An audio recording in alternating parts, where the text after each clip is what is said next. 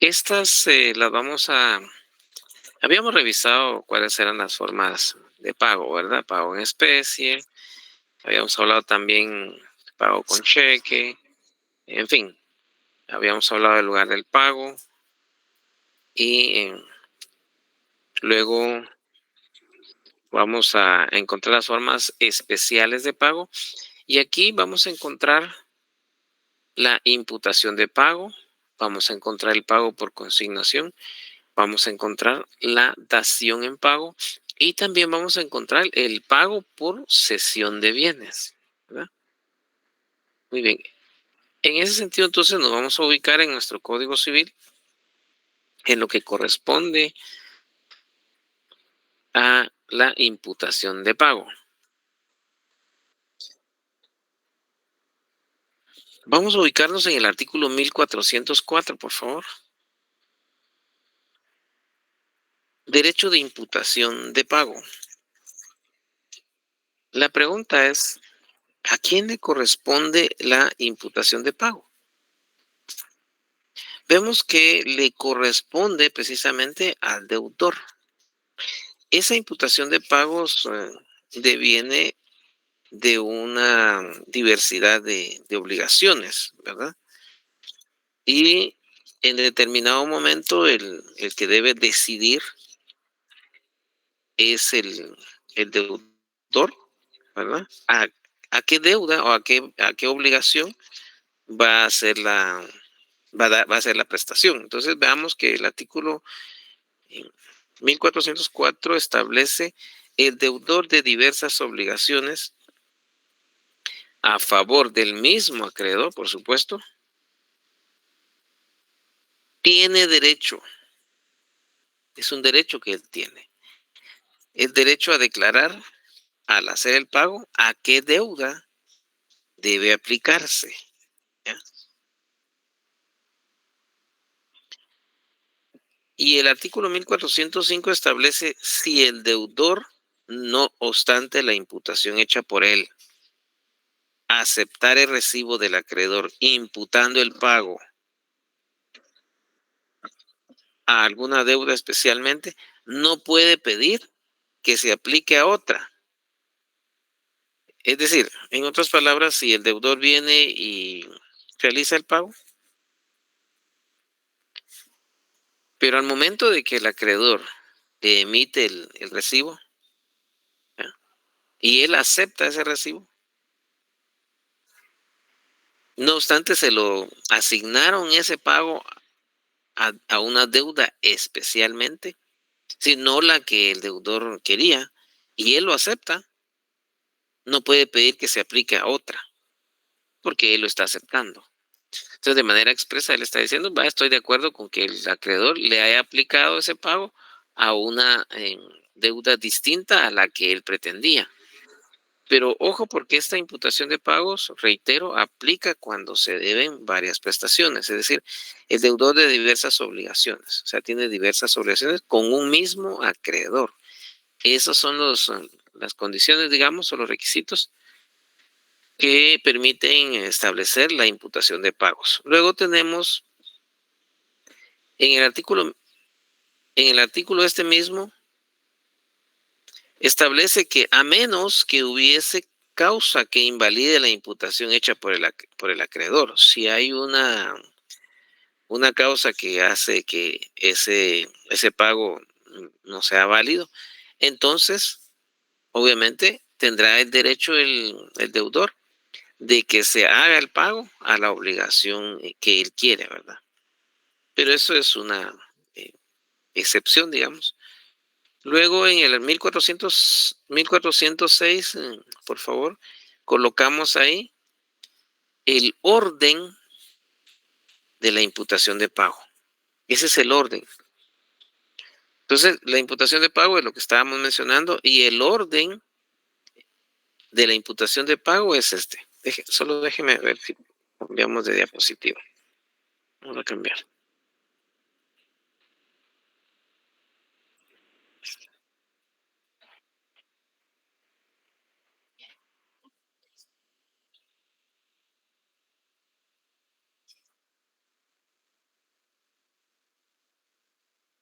Vamos a seguir acá en esta diapositiva.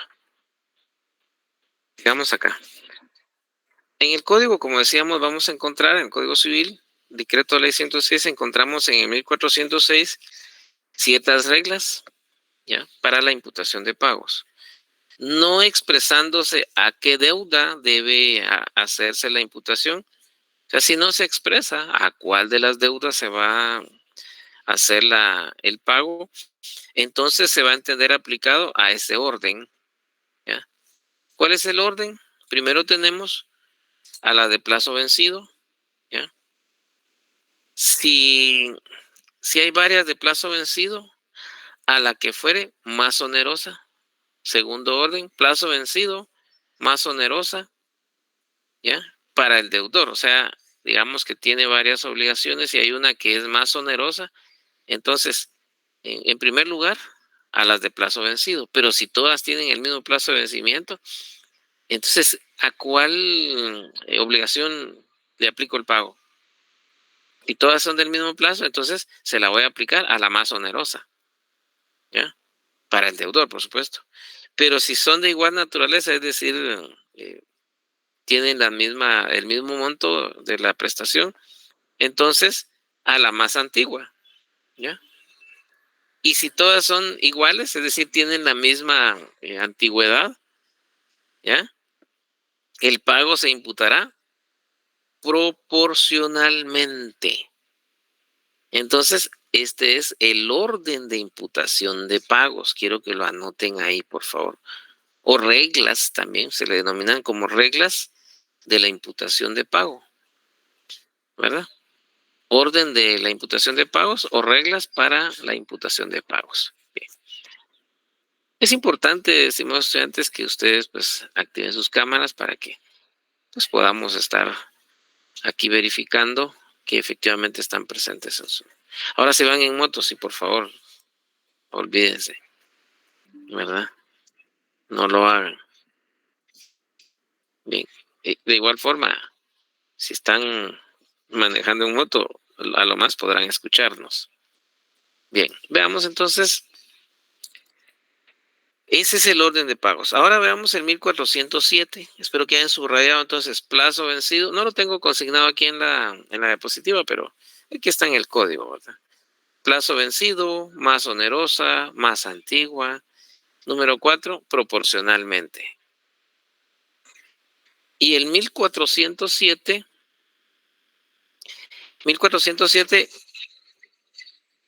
establece que el que debe capital e intereses, si debe capital e intereses, no puede, fíjense ustedes, sin consentimiento del acreedor, aplicar el pago al capital antes que a los intereses, ni estos antes que a los gastos. O sea que no se puede aplicar el pago al capital antes que a los intereses. Es decir, que primero debemos pagar, en otras palabras, primero se deben pagar los intereses y después se paga el capital.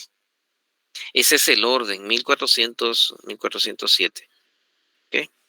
Reglas de imputación de pagos, orden de la imputación de pagos y el orden de pago, que es el 1407. Y tampoco se pueden pagar primero los intereses y después los gastos, sino que antes se deben pagar los gastos. El artículo 1407. Bien. ¿Dudas ahí? De momento no, licenciado, todo claro. Ok. No hay problema, Emily, no se preocupe. Comprendo. Ustedes saben perfectamente, en ese sentido, he sido bastante comprensivo, pero espero también que ustedes sean de esa misma manera con su servidor. Bien, vamos entonces. Ahora ya explicamos la imputación de pagos. Y no hay problema. Ahora vámonos al pago por consignación, que es otra forma especial de pago. El pago por consignación lo vamos a encontrar en el párrafo segundo a partir del artículo 1408. No se preocupen, estimados estudiantes. Yo comprendo muy bien esa situación, ¿verdad? Ok, bien, veamos entonces pago por consignación. Ahora vayamos un poquito a lo que establece la la doctrina, veamos. En este caso, fíjense ustedes que tenemos el pago por consignación. Es el B, pago por consignación. Y aquí vamos a encontrar, como decíamos, la regulación legal en el artículo 1408. Ahora, fíjense ustedes que en este artículo es muy importante que consignemos el artículo 568 del Código Procesal Civil y Mercantil, Decreto Ley 107. Esto es un incidente, es a través de la vía de los incidentes. Eso es materia procesal. Perdone, ¿qué artículo dijo? 568. Gracias, Lick. Muy bien, entonces vemos que establece el artículo 1408 que se paga por consignación. ¿Ya? ¿Y cómo se hace? Depositando la suma o cosa debida ante juez competente. Entonces subrayamos ahí donde dice se paga por consignación. Yo lo tengo subrayado con rojo. Si ustedes quieren, lo subrayan con rojo. Ante juez competente, ahí subrayamos con rojo también. ¿Y cómo se hace entonces el pago por consignación? Se hace depositando la suma o cosa debida ante juez competente. Bien. El siguiente artículo establece cuándo procede, es decir, en qué casos ¿ya? Procede la consignación. Casos de procedencia. Primero, cuando el acreedor se niega a recibir la cantidad o cosa que se le debe. El acreedor viene y dice, ¿sabes qué? No te lo recibo. ¿No? O se esconde, le llegan a tocar la puerta y no recibe la cosa que se le debe. Ahí entonces se procede a hacer la consignación, ¿verdad? O sea, no es solo de que voy a consignarlo y ya estuvo, no, tiene que haber una razón del por qué estamos haciendo la consignación. Entonces, segundo, cuando el acreedor fuera incapaz de recibir el pago. Recuérdense que para que el pago sea efectivo, para que se cumpla con la obligación, el pago debe hacerse a la persona que tenga la capacidad para recibir el pago. ¿Y qué tal si no? Entonces no se tiene por cumplida la obligación, es decir, el pago no surte sus efectos. Cuando el acreedor fuera incapaz de recibir el pago y carece de representación legal, digamos que puede darse el caso de que el acreedor caiga en incapacidad, ¿ya? Y entonces el pago que le hagamos en ese estado de incapacidad no va a surtir efectos, ¿verdad? Se va a tener por no extinguida la obligación. Tercero, cuando el acreedor no se encuentre en el lugar en que debe hacerse el pago y no tuviere en dicho lugar apoderado conocido. O sea, se encuentra fuera de su domicilio, se encuentra fuera de la República de Guatemala, ¿ya? Entonces se procede a hacer el pago por consignación. Ah, bueno, entonces feliz el deudor porque su acreedor se encuentra fuera de la República, ¿verdad? ¿Y qué hago entonces? Es que ya no me vino a cobrar. Bueno, pero si ya no le vino a cobrar, usted tiene la obligación de pagar. Si no, el día de mañana lo van a demandar, lo van a ejecutar por incumplimiento de pago. Va a pagar intereses, moratorios, en fin, una serie de recargos. Entonces se pongan felices cuando ya no les cobró el acreedor. No quiere decir que ya no le va a cobrar, ¿verdad? Es que voy a esperar los 5 años de prescripción, dicen algunos, ¿verdad? Pero eso es engañoso, ¿verdad? Eso no es así. Usted cumple con su obligación y punto, ¿verdad?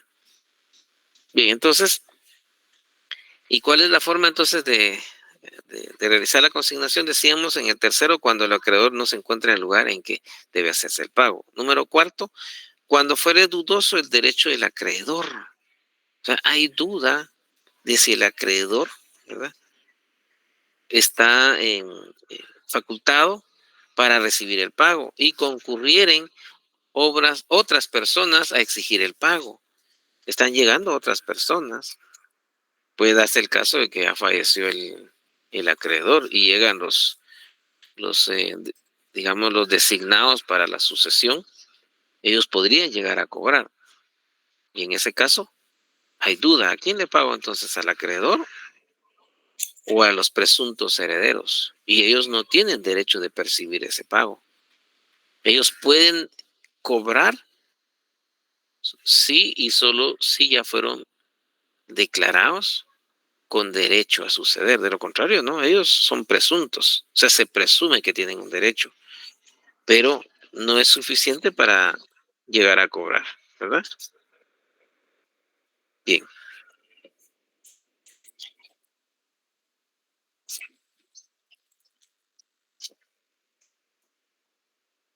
Número Número 5 o quinto, dice mi código, quinto, cuando la deuda fuere embargada o retenida en poder del deudor y éste quisiese exonerarse del depósito.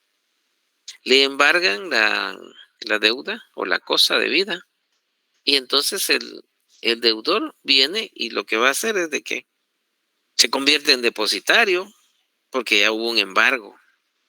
Entonces procede a hacer la consignación, porque si no, él va a estar guardando por cuánto tiempo esa, esa cosa de vida. Puede ser bienes muebles, es decir, dinero, o podría ser bienes inmuebles, ¿verdad?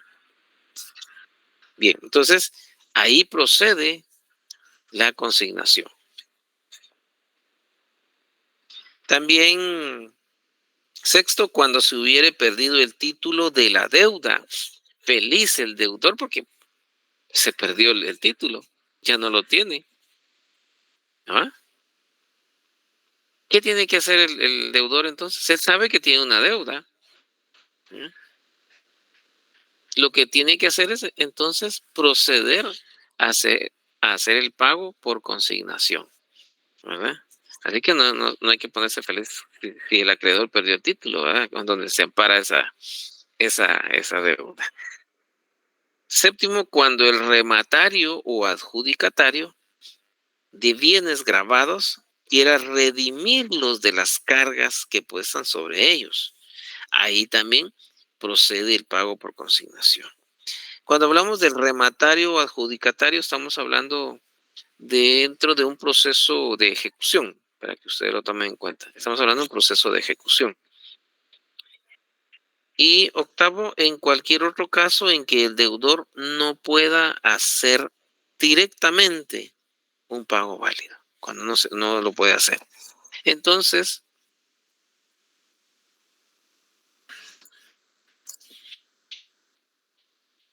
no puede hacer directamente un pago válido. Bien.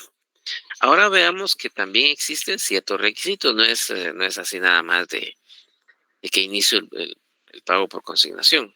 Ya vimos las causas, digamos, o los casos, si ustedes quieren denominarles así, los casos de procedencia del pago por consignación, ¿verdad? Bien. Ahora ustedes están recibiendo esa herramienta suficiente para poder asesorar en el futuro, ¿verdad? Y desde ya les van a estar preguntando, mira vos que estás estudiando, ¿verdad? Y estás estudiando en la tricentenaria y, y entonces ustedes ya tienen este conocimiento. Ahora veamos que para que esa consignación, primero debemos saber que si estamos dentro de los casos de procedencia que veíamos en el 1409, y para que esa consignación sea válida, debemos observar los requisitos del 1410.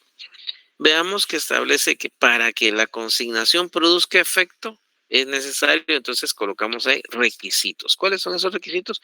Son 4 requisitos. Número 1, que se haga ante juez competente. Debe ser ante juez competente. Número 2,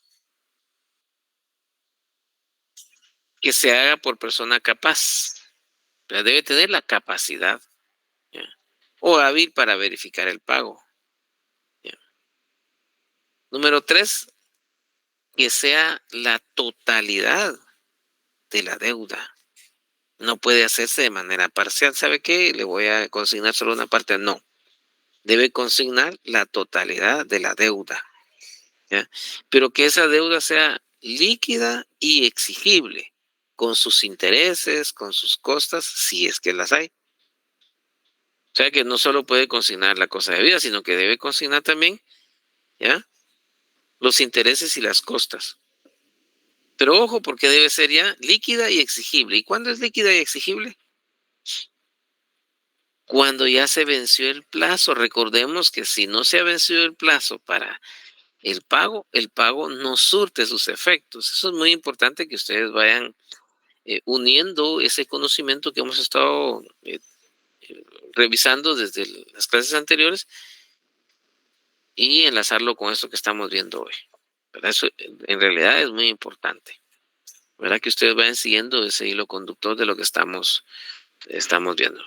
Entonces, es líquida y exigible. Eso significa que es de plazo vencido, es decir, si la obligación era de 10 años y ya se cumplió los 10 años, entonces hay que pagarlo, ¿verdad? O si el plazo era de 6 meses, pues ya tienen que haber transcurrido los 6 meses y entonces ya procede el pago antes, ¿no? ¿Verdad? Ahora, eso en distintos tipos de obligaciones, por supuesto, porque hay una variedad de obligaciones que se van a dar a cierto plazo. Recordemos que uno de los elementos, en el caso del plazo, es un elemento accidental, ¿verdad? Bien, no se olviden de esa conceptualización que vimos en la primera parte de nuestro curso. Recuerden que estamos ya aproximándonos a la parte final del curso de Derecho de Obligaciones. Ya deberíamos haber estudiado detenidamente. Ya no, como les decía, ¿sabe qué? Dele una lectura general desde el 1251 hasta el 1673, ¿se recuerdan? Entonces, hoy ya debemos tener bien estudiado desde ese artículo hasta donde vamos y más allá, que es hasta el 1673, ¿verdad?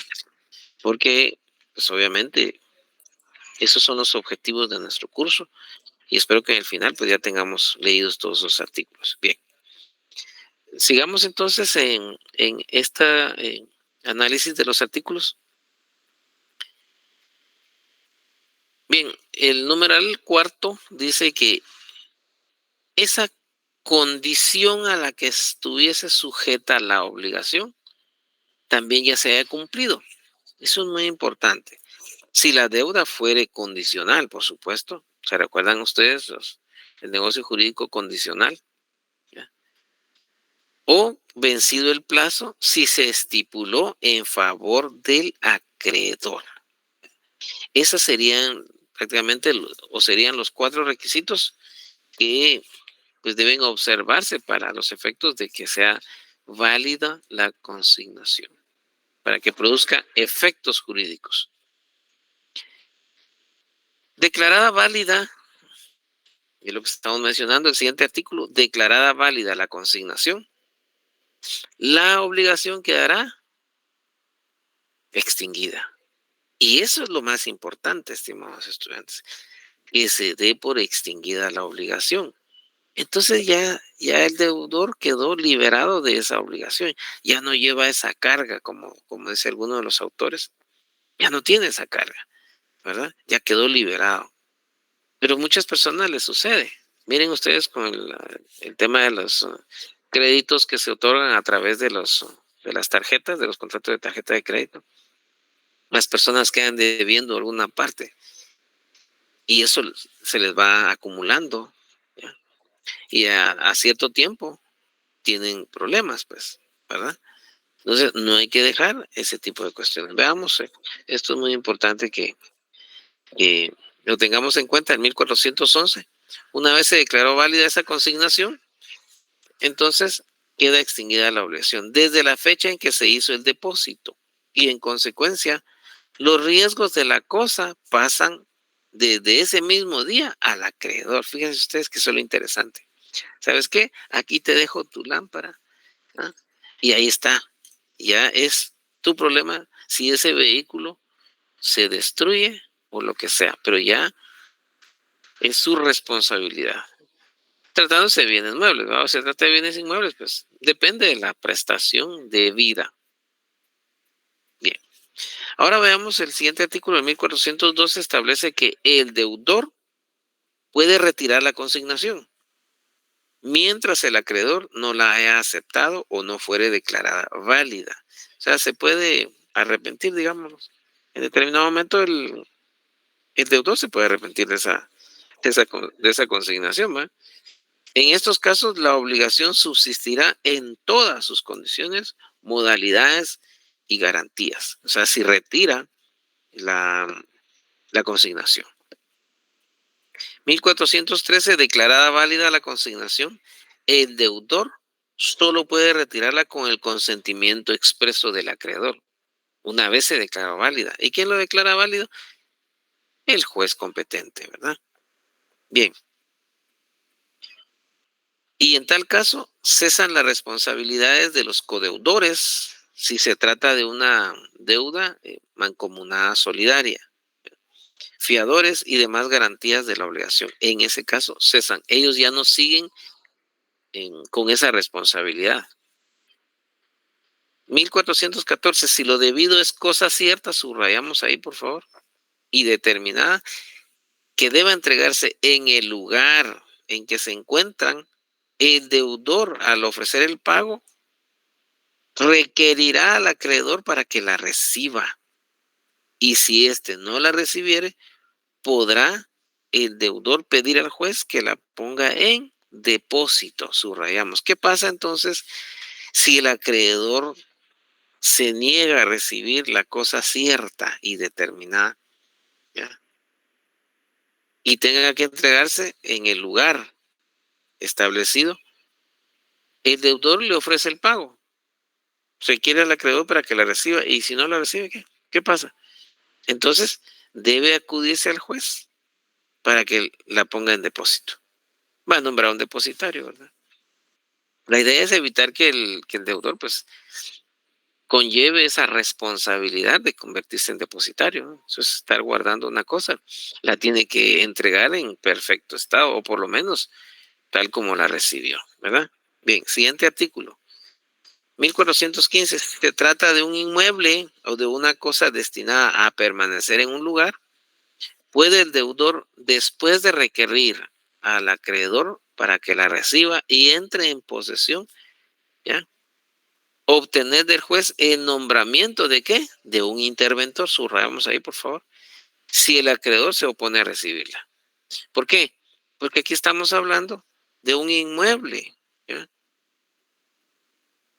Si el acreedor se niega a recibirla, ¿ya?, y no entra en posesión del bien inmueble o de una cosa destinada a permanecer en cierto lugar, entonces se puede acudir ante el juez para que nombre un interventor si se opone el acreedor, por supuesto, a recibirla. Y pueden darse esos casos. Fíjense ustedes que eso es frecuente, no crean, eso es parte de la vida diaria que se da en la sociedad guatemalteca, ¿verdad? En los casos de este artículo y del anterior, el 1413, una vez formalizado el depósito o la intervención a cargo de un tercero, el deudor queda liberado, queda libre de responsabilidad. Ya quedó liberado de responsabilidad el deudor. Al final, ¿cuáles son los efectos entonces de hacer el depósito o nombrar un interventor de la cosa si hay oposición del acreedor? Es que él queda liberado de responsabilidad. Si quieren, subrayamos eso. Queda libre de responsabilidad. Él ya no tiene responsabilidad en ese asunto. Bien, ahora vayámonos.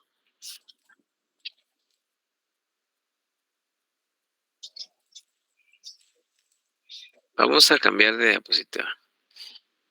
Quiero seguir en el orden que está presentándose acá. Y vamos a cambiar.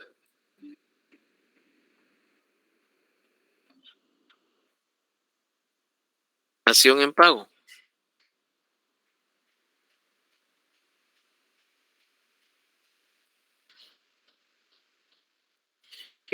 ¿Qué significa la dación en pago? En la doctrina es denominado datio insolutum. Esta es una forma especial de pago que consiste en que en determinado momento, ¿ya? En cierta situación, una persona le debe a otra, por supuesto. La parte deudora puede ofrecer al acreedor pagarle con uno o varios bienes, ¿ya? Y ese valor, pues, debe equivaler a la prestación debida. Es decir, eh, le ofrece un bien, ¿ya? Que tenga un valor equivalente a la prestación que se debe, entonces le puede ofrecer eh, ciertos bienes, ¿verdad? Que esto, si el acreedor, se va a tener efectos.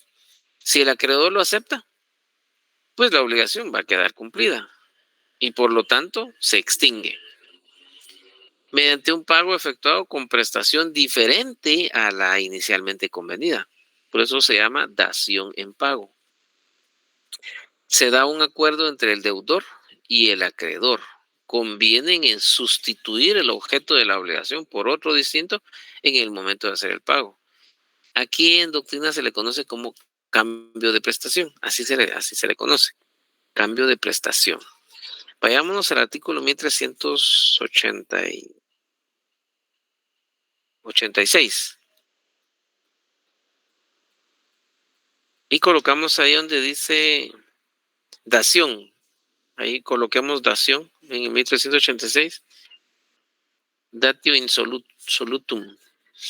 No se puede obligar al acreedor a aceptar cosa distinta de la que se le debe, aunque el valor de la ofrecida sea igual o mayor, salvo disposición especial en la ley. ¿Y cuál es esa excepción?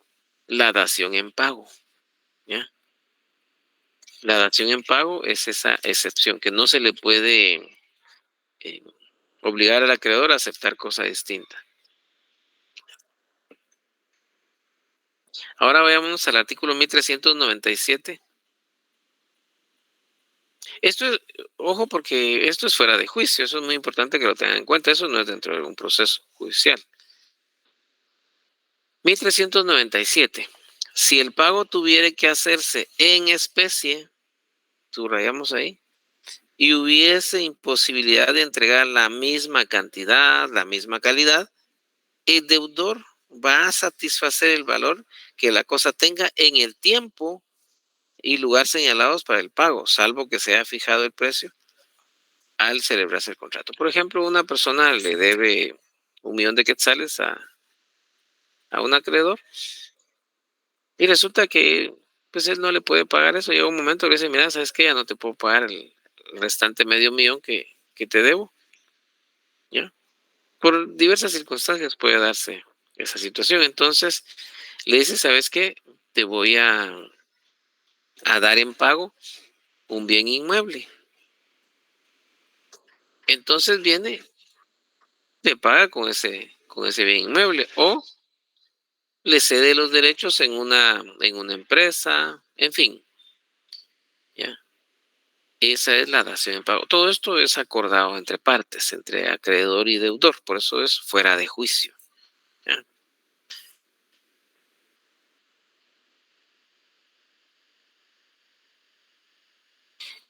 La siguiente forma especial tenemos el pago por cesión de bienes.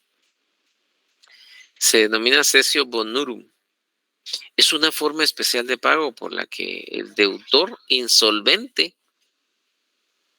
transmite la posesión de sus bienes enajenables a sus acreedores y les faculta para administrarlos y pagarse con sus frutos o para venderlos y pagarse con el producto.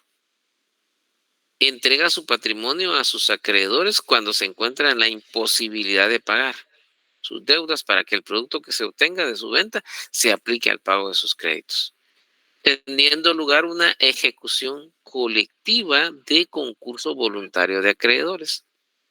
1416, veamos ese artículo.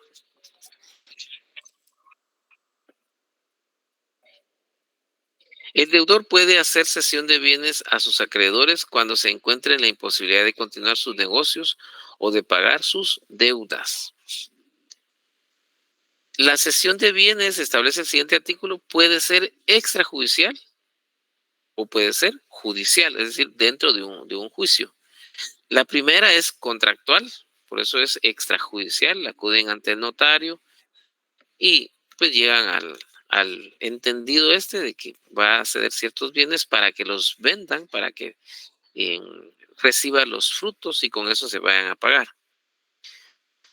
Y la segunda es un beneficio, en el caso de la cesión judicial, que se conceda al deudor de buena fe, que por accidentes inevitables o por causas que no le pueden ser imputadas, suspende el pago de sus deudas o está en inminente riesgo de suspenderlas.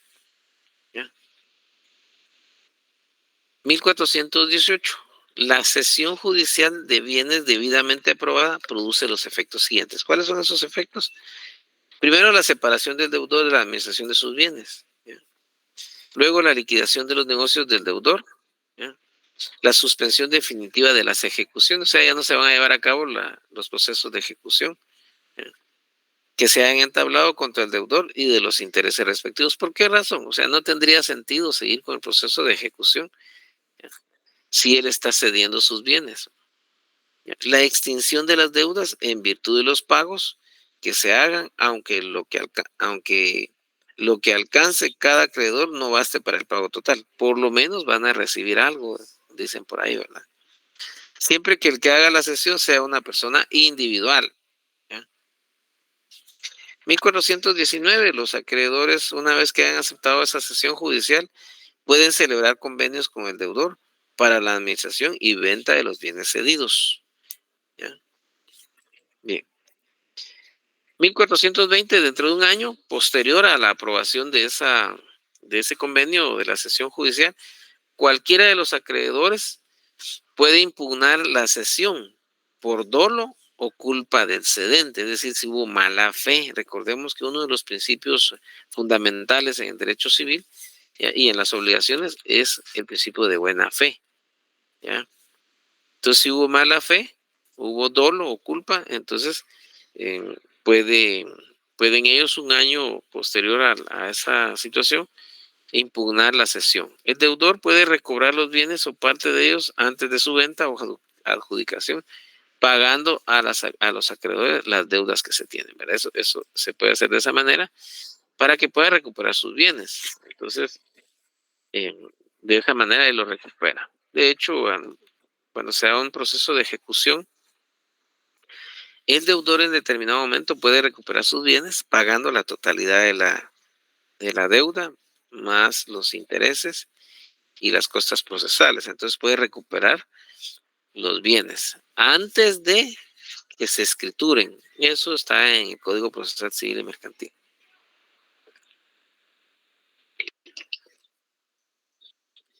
Bien. Si hubiese alguna duda ahí, alguna inquietud.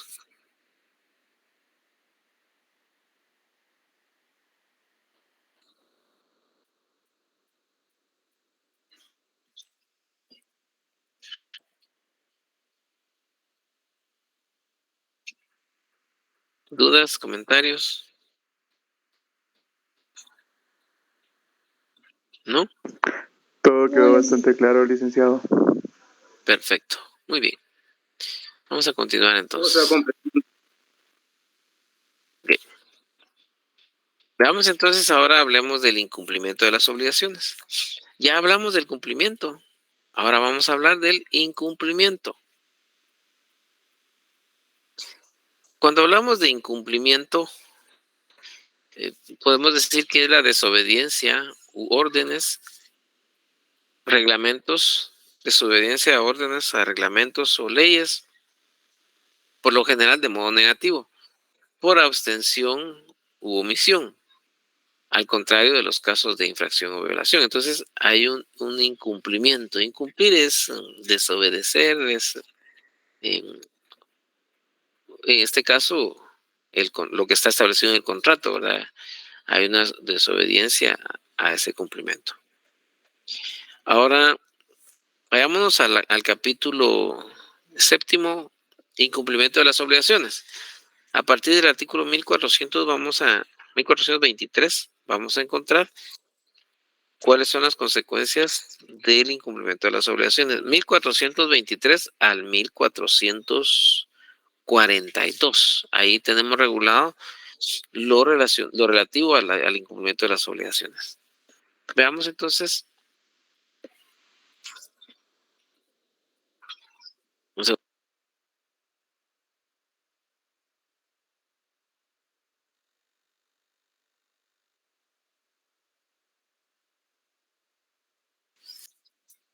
Bien, entonces, el artículo 1423 establece que 1423, el incumplimiento de la obligación por el deudor.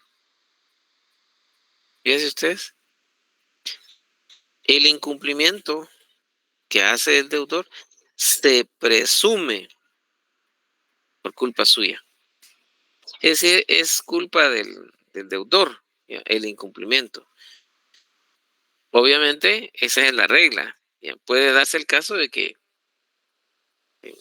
no sea así. Entonces, pero esa presunción está acá establecida que es por culpa del deudor, mientras no pruebe lo contrario. Podría darse que no sea culpa de él, sino del acreedor. 1424, aquí vamos a encontrar una definición de lo que debemos entender por culpa. ¿Qué es la culpa entonces? Vayámonos al artículo por favor. Voy a pedirle a alguien que nos apoye acá con la lectura, así descansamos un poquito la voz. Vamos a ver. Quiero ver. Adelante, Yanni. Buenas noches, licenciado, compañeros. Incumplimiento de las obligaciones, artículo 1424. La culpa consiste en una acción y omisión perjudicial a otro, en que se incurre por ignorancia, impericia o negligencia, pero sin compromiso, sin propósito de dañar. Muchas gracias. Veamos entonces, vamos a ir subrayando ahí. ¿Qué es la culpa entonces? ¿Ya? La culpa es una acción, ¿verdad? Es decir, hay una acción, pero también podría ser una omisión. Una acción o una omisión, un hacer o un no hacer o dejar de hacer, ¿verdad? Que esa es la omisión. La omisión es un no hacer cuando hay la obligación de hacer, ¿verdad? Por eso dice una acción, es decir, un hacer, un querer hacer, y una omisión que es perjudicial a otro. ¿Y cómo se incurre? ¿Cómo es que caemos en esta acción u omisión? Bueno, subrayamos ahí por ignorancia. ¿Ya? Por ignorancia. También puede caerse en culpa por impericia o negligencia. Impericia es la falta de pericia, es decir, no se tiene esa habilidad, ¿ya? O negligencia, pero sin propósito de dañar. O sea, no hay una intencionalidad, no hay dolo, ¿ya? No hay mala intención. ¿Ya? Esto es hablando de la culpa propiamente dicha, ¿verdad? Eso es importante que lo tengamos. Aquí tenemos esa definición. 1425, la responsabilidad por culpa debe graduarse, debe tener ciertas gradaciones, es decir, de menor a mayor o de mayor a menor, atendiendo a la naturaleza de la obligación. Eso tiene mucho que ver en qué tipo de obligación se trata, ¿verdad? Y a las circunstancias de las personas. ¿Y cuáles son esas circunstancias? Tiempo y lugar. Tiempo y lugar. 1426, el deudor no es responsable de la falta de cumplimiento de la obligación. Subrayan ahí, por favor, por caso fortuito o fuerza mayor. Ahí queda liberado de responsabilidad el deudor, por caso fortuito o fuerza mayor. Cuando se libera de responsabilidad el deudor en el cumplimiento de la obligación, por caso fortuito o fuerza mayor. A no ser que en el momento en que ocurre hubiera estado en mora, eso es muy importante. Entonces, ahí sí tendría responsabilidad. No queda exento de responsabilidad. ¿Por qué? Porque ya está en mora. Si sabe qué es la mora, ahorita lo vamos a ver. Entonces, si hubiera estado en mora, ahí sí es responsable. 1427, la deuda de cosa determinada proveniente de hechos ilícitos, subrayamos ahí por favor, obligará al responsable, aún por caso fortuito o fuerza mayor, a no ser que habiendo ofrecido la cosa al que debió recibirla, éste se haya constituido en mora. ¿Ya? Pero ¿cuándo proviene de hechos ilícitos? 1428. Mora. La mora es un incumplimiento temporal. El deudor de una obligación exigible. ¿Y cuándo es exigible? Cuando ya se cumplió el plazo que se había fijado en el contrato. Se constituye en mora por la interpelación del acreedor. Es decir, por el requerimiento de pago que hace el acreedor. A eso se denomina interpelación, ¿ya?, del acreedor. Es decir, le requiere el pago. Siguiente artículo. El acreedor también incurre en mora. ¿Cuándo? Sin motivo alguno o motivo legal no acepta la prestación. O sea que, ojo, porque no solo el deudor puede incurrir en mora, sino también el acreedor. O sea, deudor y acreedor pueden incurrir en mora. Si no tiene motivos el acreedor para recibir la prestación, entonces incurre en mora. ¿Ya? Se le ofrece o rehúsa realizar actos preparatorios que le incumben para que el deudor pueda cumplir su obligación. Siguiente artículo. Voy a pedirle a alguien acá que nos apoye con la... Vamos a ver. Vamos a pedirle favor a Silvia Isabel Girón Hernández que le dé lectura al artículo 1430.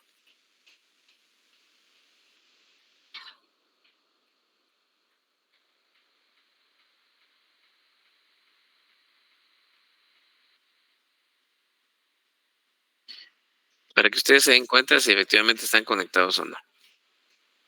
Bien. ¿Te apoyo, Yoli? Gracias, Sandra, por favor. Muy bien. 1430. El requerimiento para constituir en mora al deudor o al acreedor debe ser judicial o notarial. La notificación de la demanda de pago equivale al requerimiento. Muchas gracias. Bien, entonces podemos observar aquí dos cuestiones muy importantes. Vamos a subrayar ahí donde dice el requerimiento. ¿Ya? Esta es la interpelación. Para constituir en mora al deudor o al acreedor, ¿ya?, ¿cómo debe? No es puede. ¿Cómo debe ser? Debe ser judicial o a través de un notario. Y a través de notario se le puede requerir el pago, ¿verdad? La notificación de la demanda equivale al requerimiento, a la interpelación. Bien, ¿qué es la mora? Entonces, la mora es el retraso culpable en el cumplimiento de la obligación. También podemos decir que es el estatus jurídico en que se encuentra el sujeto si no cumple con su obligación o no acepta la prestación que hace el deudor. Esa es la mora. Bien. Ahora vemos que hay diferentes clases de mora. Tenemos que es temporal, ¿ya? Puede haber mora del deudor, también mora del acreedor. Y en cuanto a la interpelación, ¿verdad? Ya vimos qué significa la interpelación, cuáles son sus efectos. Y aquí esta puede ser judicial o puede ser notarial. Bien, veamos entonces el 1431. No es necesario el requerimiento cuando la ley o el pacto lo declaran expresamente. Cuando de la naturaleza y circunstancia de la obligación resultare que la designación de la época en que debía cumplirse la prestación fue motivo determinante, ¿ya?, para que aquella se estableciera. Tercero, cuando el cumplimiento de la obligación sea imposibilitado por culpa del deudor. Cuarto, cuando la obligación procede de acto o hecho ilícito. Bien, vamos a dejarlo hasta ahí en el artículo 1431 y vamos a continuar en la siguiente clase. Si tuviesen alguna duda, con gusto. Adelante, Diego. Sí, licenciado. O sea que, a como vamos, creo que sí vamos a terminar todos los temas del programa, ¿verdad? ¿Será que sí le va a dar tiempo? No puedo responderle a lo que me está preguntando en este momento. Ok, licenciado. Con gusto. Gracias. Bueno. Bien, ¿alguna inquietud respecto a los temas que vimos hoy? No, la verdad que todo el tema del pago es muy, muy claro. Perfecto, ya podemos pasar una comprobación de lectura entonces. Ah, no, pero primero leemos los artículos. Yo después le respondo. Bueno, de acuerdo, está bien, entonces, con gusto. Entonces, por favor, reitero la petición de que de que lean desde el artículo 1251 hasta el 1600, que era 73 o 37, ustedes corríjanme, es que ya me hizo reír ahí quien escribió, que quiere saber quiénes me enviaron los correos, dice. Al 1673. No se les olvide, todos esos artículos hay que leerlos porque pues es importante que lo conozcan ustedes. Fíjense que si ustedes manejan muy bien estos temas, no van a tener problemas con el Derecho Civil 4, es decir, en lo que corresponde a contrataciones, ¿verdad? O sea, los contratos civiles no van a tener dificultad ahí. Y van a ver ustedes que se les va a facilitar bastante, ¿verdad? Muy bien. Está bien, entonces, qué gusto saludarles, que tengan buena noche y voy a pedirles adelante, Gabriela. Pero cuando termine. Muy bien, con gusto. Entonces, se quedan quienes habían solicitado revisión de su examen, con todo gusto lo vamos a hacer y entonces seguimos pendiente ahí con la revisión de los trabajos. Como ustedes comprenderán, son 200, ¿qué? Bueno, no todos lo enviaron, ¿verdad? Ustedes hay como unos 50 más o menos que no lo enviaron. Pues bueno, en parte mejor porque así se hace más rápido la revisión, ¿verdad? Tenemos pendientes unas comprobaciones de lectura, por ahí voy a estar subiendo los ejercicios que hay que seguir haciendo. ¿Ok? Bien. Muy bien, entonces. De acuerdo, licenciado, que tenga feliz noche. Feliz noche, Sandra. Licenciado, feliz noche. Feliz noche, licenciado. Adiós. Feliz noche, licenciado.